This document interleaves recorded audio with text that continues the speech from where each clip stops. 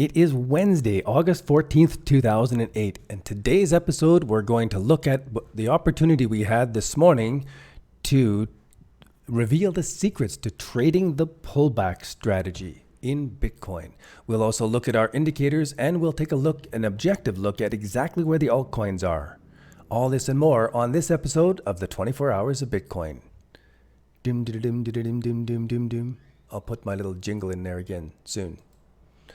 First, we'll take a look at the disclaimer because this is not trading advice, just market observation. So before we get into the secrets of the pullback, let's go through our routine and take a look at the RSI, the on-balance volume, the MACD indicator, and the Ichimoku Cloud in each of the time frames. So we're starting off here with the RSI on the weekly time frame. I'm still seeing these three weekly reversal wicks up here and a big red candle. Now we see a divergence in the RSI where we have lower lows in the RSI, but pretty much, flat top there. I'm also really watching this little, the last little piece of this RSI, because that's the weekly candle basically. And since we're only a part of the way through the week, this will continue to change as the price changes. So if this is dripping down past these levels, Bitcoin's going down more. If we hold here and go sideways and it starts to pull up a little bit throughout the rest of the week, as we see this chart pattern showing a bit of support right now, we could be staying here. Let's zoom in on the RSI and see what else it's telling us. We have higher lows in the RSI right here, lower highs in the RSI. I don't know if that's strong or weak. So here, this is not bad that it's held and ticked up a little bit on the 12-hour time frame. Not bad for the bulls. It may be a really good spot. If we just grab a line on the chart, just a basic old trend line, we're coming pretty close. We're coming pretty close to where this may bounce and continue building out a much larger ascending wedge triangle, which could be insane. Let's jump in further here. Where are we now? 12-hour time frame. 4-hour time frame, the RSI has come down to a pretty oversold condition and ticked up a little bit off of this bottom. This is where I played a swing trade this morning, playing the fade back on. And it's one of the secrets to trading this pullback that we'll go into through this episode. It's the same thing that we saw in Intro to Crypto's channel as we were watching all of the big 6 cryptocurrencies about 5-6 days ago. They were doing the same thing as we're just seeing Bitcoin doing right here. We've got this massive divergence in the RSI all the way down those 3 lower lows. That is pretty cool, just in itself right there. So if I go in now and I start zooming in, where I don't normally trade in the 15-minute time frame, there are times when you're zooming in and you see your patterns setting up. You see things setting up that it's your trading pattern. You just got to trade it. So this is the fade back where we have lower lows. We've got flat RSI all the way along here. And then we had this miniature 1, 2, 3 bottom formation set up and the RSI really confirming it. That's only on the 15-minute time frame. And as we zoom into the 5-minute time frame, we can see confirmation all the way along. There's 3 different time frames now, the 5-minute, the 15-minute, and the 1 hour, all of them following along with this. One of the secrets to trading a pullback using technical analysis, following along with this. Let's go into the next indicator because it gets more juicy here. Now we're looking at the on-balance volume, something on that chart. Clear that off. On balance volume, it is easing off. It's still not enough. We still have those 3 reversal wicks. It's still bearish overall to me, just by looking at this. We have higher volume here on this top, lower volume here. We need volume to go higher from anywhere, and we're not showing it here. So when I start going in closer, lower highs, lower, kind of a trickle, but really strong here and then less strong, and then some selling off this corner. It's not until we start to get in closer that this reveals more support for the trading the pullback. So one of the secrets to the trading the pullback is getting right into the close time frame. This is not a trend following strategy. This is more of a sniper strategy, more of a swing trading strategy. But you can see the dumping easing off here. Look at this. Big dump, less big dump, less big dump, and it starts to pull up along with the RSI. We are seeing this break of a parallel channel, all good indicators for trading that fade back. So I'm loving what I'm seeing here on this close time frame, but I wouldn't recommend it unless you can actually babysit this trade off the beginning. Because as you know, the very beginning of a trade is the most dangerous time. So if I got in right here and I was able to put my stop loss above my entry right away, so now I've got a little bit of protection above me now, and I can just sit and wait to see if I am proven correct. If it breaks above these levels, it's another level of the nested 1, 2, 3s. It's getting messy. Here, there's a 1, 2, 3 breakout there. If it breaks out higher, we have the nested 1, 2, 3s starting to form. This is important, especially on that big longer term trend line. And to see these two indicators backing it up, I went into the trade. But there's more to it. I guess MadeSafe coin is not the coin we want to be looking at here. Let's go to Bitcoin. Weekly view. You see that trend line there? Let me clear it off and give you the indicator. There we are. That's the wrong indicator. We need MACD. Let me get this sweet. The magic of life. I don't know why these charts would be switched. I didn't switch them. The ghost in the machine. 5-year view. Weekly view. Did it cross? Not quite. We are so on the edge now. This histogram going negative. It didn't happen in the uptrend before. That histogram didn't go negative. We did not get a cross on the weekly. And if we do, that's not good. That'll be more bearish for sure. And I'll be glad that my stop is above my entry for this trade. Let's go and take a look at the chart. 3 weekly reversal wicks climbing into the 1-day chart. Red alert. Red alert. We've got that crossover that we've been watching for all the way along.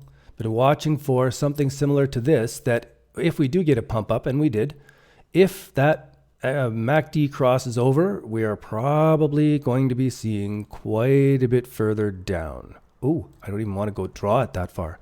That's bad luck. Then let's check in on this. See how this is crossed over? Wrong button. I wanted to leave the scribbles on there, but we've crossed over so that the MACD is now a negative histogram. We've got the crossover here. I don't like it. Not for my long position that I'm on, but it's a small one, so it's okay. Here we are. That it has crossed and the histogram has gone negative. We had 1, 2, 3, 4, 5 units of time, 5 days there. And here we had more, a little bit longer. So that cross, I think, is more significant.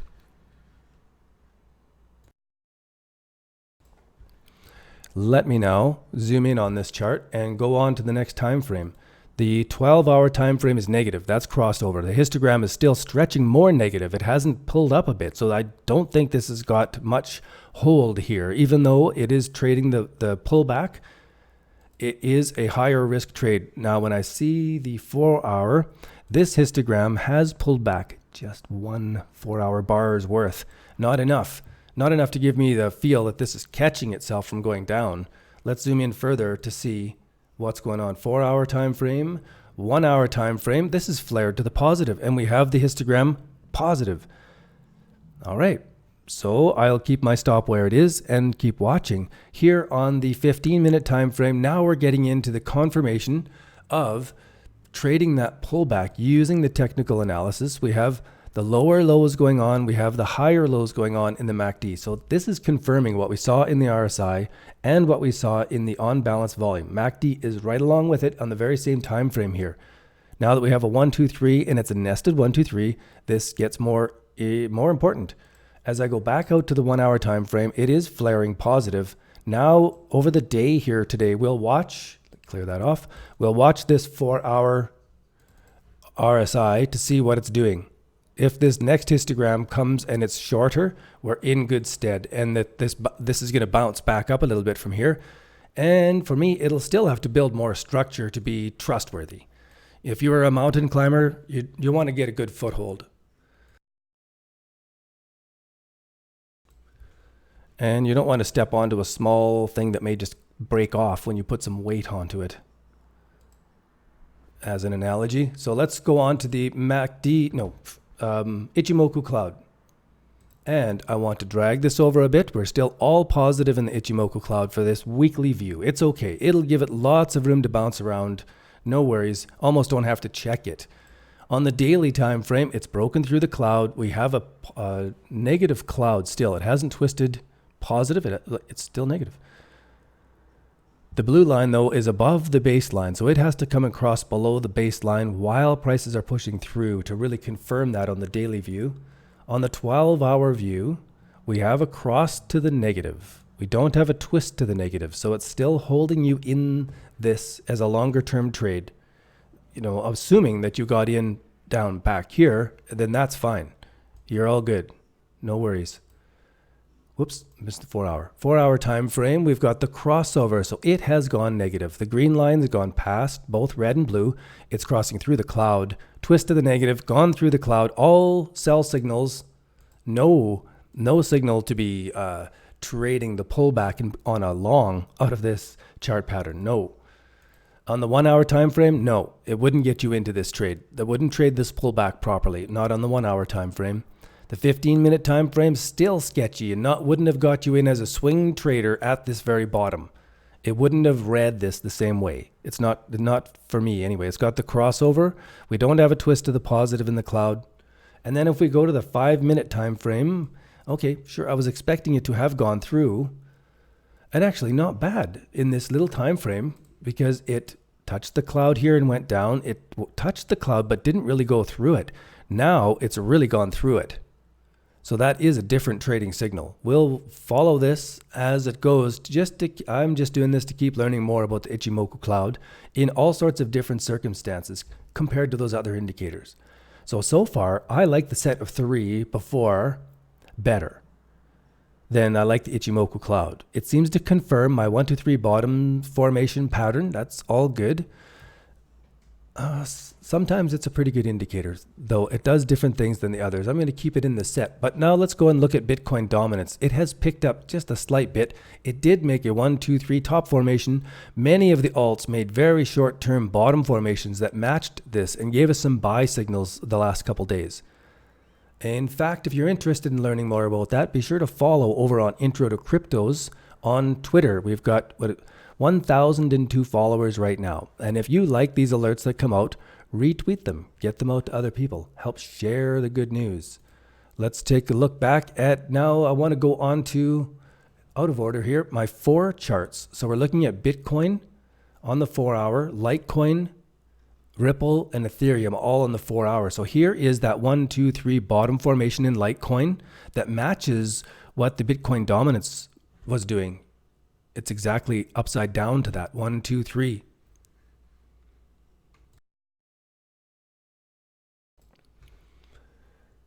And back to that chart, we see that Ethereum has done a similar thing. It's broken above the 1, 2, 3. Ripple has done a similar thing, broken above the 1, 2, 3. Now these are very short time frame 1, 2, 3 bottoms. It is a break of the downtrend line. It is a 1, 2, 3 bottom formation, and I know that on the shorter term time frames, the 60-20 exponential moving averages do cross over on the shorter time frames. So it gives you a 1, 2, 3 bottom trading signal, but I like to trade those more on a 12-hour time frame, and I don't have that on this chart. So that it matures a little bit. That means that if I can scribble here, this, and make this bigger, this should come up, retest a larger, or retest from here, a larger formation so that the exponential moving averages on the 12-hour time frame, they come in and cross over. This isn't a very good chart setup. Not the right color set there. Now let's finish up the episode by taking a look at what the alts are doing. Here is our patron bull market watch for August. This extends back several months. It was a few months anyway. And what this shows is the number of coins that are failing down to new lows. Those that are just above that fail, they're a near fail. And those that are neutral, they're within our 1, 2, 3 bottom formations on the 12-hour time frame, but they haven't broken out yet. So they're neutral, they're gray. They're not even an alert yet, which means that they are very near to crossing over and breaking above the 1, 2, 3 bottom. We can give you advanced warning with those to get prepared, get set up, write out your entire trade plan, know when your exits are going to be, get prepared for it, and then the trade signal will come out and it'll turn green. And so what we're seeing here in this chart is a big change from failing markets moved over to near failing markets, and now they've moved up to neutral, which is really important as we are moving along, changing from bull to bear. This bottom chart is an addition of the bearish signals and an addition of the bullish signals, but it leaves out the neutral. So you can see that we're not bearish, but we're still not bullish. There is a time that it's in the middle, and that's where we are now. We can really see these numbers. And I want to give a big thank you out there to AOL Chandra, who's been studying these and helping out and taking over, doing these updates on these charts. She is phenomenal. We're lucky to have her in the team. But you can see here that we went from a whole bunch of fails here in the beginning of August. From the 10th to the 13th, we had them all moving up to near fails and recovering quite a bit as Bitcoin was easing back. And now that Bitcoin has broken further, a whole swarm of them have moved up off of the near fail status up to neutral status. And I know there's going to be a selection of 10 or 12 of those that'll be moving up into alert status right away. Let's go on to Binance and see what's going on there. We were at 112 failing markets. Then we moved up 50 markets here into near fail, a big change. Everything moved into near fail, and you can see here that the neutral coins have increased dramatically, but there are still only 8 coins in the alert status. So I'm certain that over the next few days, we're going to see a whole bunch of these neutrals move into alerts, and a bunch of the alerts, which are the best coins that have held their bottoms since June 26th, July the 10th, and they're still holding those bottoms, and they're making 1, 2, 3s breaking out higher. These are going to be the market leaders in the altcoins. They're going to take off first. And those are the most exciting things. That's the amazing stuff for me. Now, let me check the chat here. If you've got any questions, good morning, Ivan. Good to have you here. OZK Dog, good to have you. And thank you, OZK Dog, for becoming a mod in our Discord chat. Let me add you as a mod here as well. Ivan, Deglado, Alts. So I'm going to do a longer live stream on the altcoins over on the channel of the Bitcoin, the YouTube channel, Intro to Cryptos. But I'm going to sign off here. We're going to go back to the price of Bitcoin. It is still above this 1, 2, 3 bottom formation and staging. If it bounces off here, look at this. This is, oh, I love it. This is such a beautiful example, though it's too small of a time frame. I don't recommend this. This is more risky. You've got to be sitting here to babysit this kind of trade when it's taking off. You got to be here to close the trade if it doesn't prove you correct. You won't want to hold it in the downtrend when you're going long. Just enough of that. 1, 2, 3 bottom formation. Here is our breakout. You could take a signal there, or you could wait for it to come back and retest that number 2 point and buy on strength. So now it's proving if it's taking off, that it's not a fake out breakout and a continuation downwards, but it actually could be the reversal moment. I don't know how far it's going to go. It's not the time frame that I usually make my bigger trades on, for sure. This is a smaller trade, and if I'm proven correct, I'll add on to it. But let's see if I am proven correct.